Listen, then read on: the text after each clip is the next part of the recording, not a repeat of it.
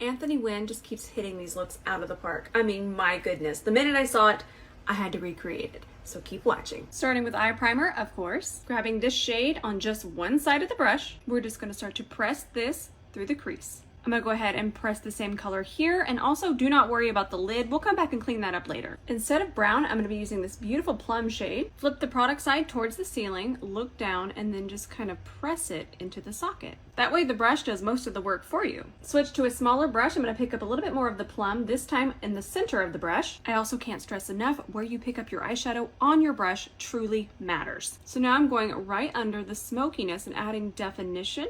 I'm gonna go ahead and press it through here as well. We wanna keep this very rounded. Carving out my lid with this eye pencil. Still gonna grab a C30 just for some extra precision. So I'm gonna grab my powder foundation. I'm gonna use this to set my lid, and I'm gonna go ahead and smooth out this very top part of the eye while setting my brow bone. I'm gonna take the plum shade across the lash line. House of Lashes iconic lights.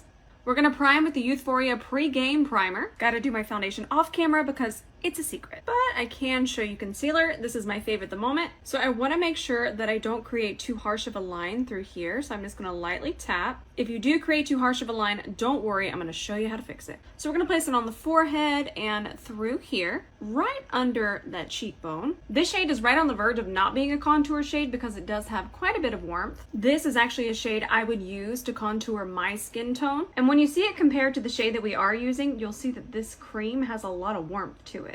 I'm gonna use a little bit warmer color because it is gonna look better in person. If we wanna add more definition, we can add it once we get all of this warmth going on here.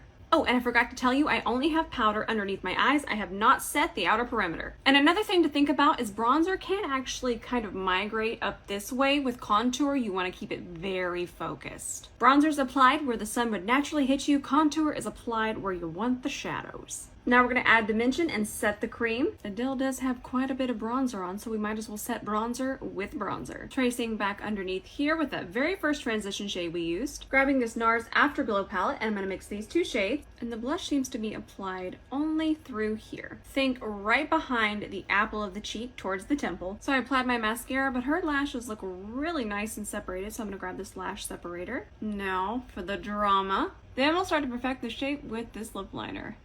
And this is the finished look. I love this eye look so much, and I feel like it could go with any lip color. Think pink, think nude, or think red. Tell me what look I should recreate next.